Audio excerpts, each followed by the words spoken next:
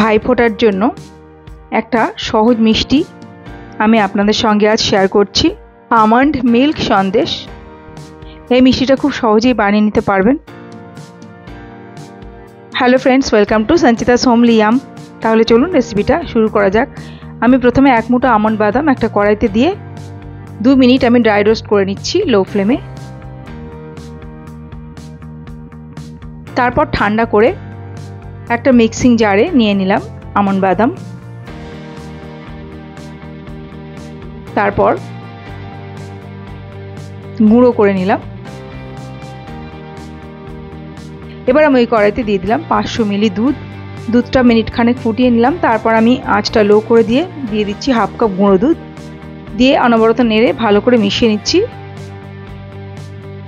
তারপর মিনিট 5 আমি জাল দিয়ে নিলাম। দেখুন দুধটা অনেকটাই কমে গেছে। এই পর্যায়ে দিয়ে দিচ্ছি 2 টেবিল চামচ টক দই, দিয়ে ভালো করে নেড়েচেড়ে দুধের সঙ্গে মেশাতে হবে।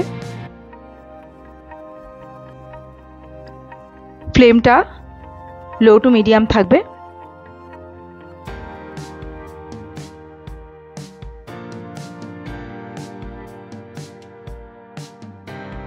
দেখুন আস্তে আস্তে ছানা কাটতে শুরু হয়েছে।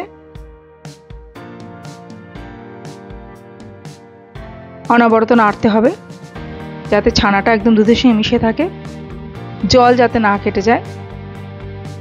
কড়াইয়ের গায়ে যে সরটা লেগে যাচ্ছে সেটাকে এভাবে উঠিয়ে দিতে হবে, দুধের মধ্যে মিশিয়ে দিতে হবে।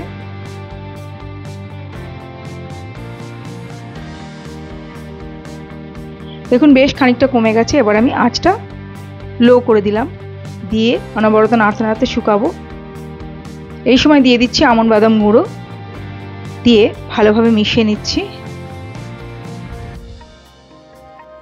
লো ফ্লেমে শুকাতে দেব আমি। অনেকটাই শুকিয়ে গেছে। এই সময় দিয়ে দেবো 2 টেবিল চামচ চিনি, দিয়ে ভালোভাবে মিশিয়ে নিচ্ছি। দেখুন অনেকটাই শুকিয়ে গেছে, আরো একটু শুকাবে।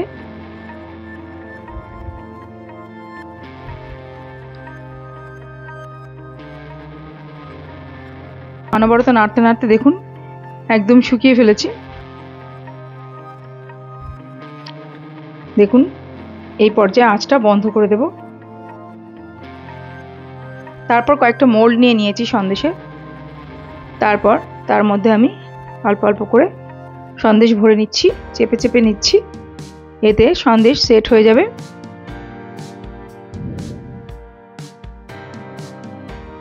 তারপর আমি দিয়ে দিচ্ছি অল্প একটু চেরির টুকরো,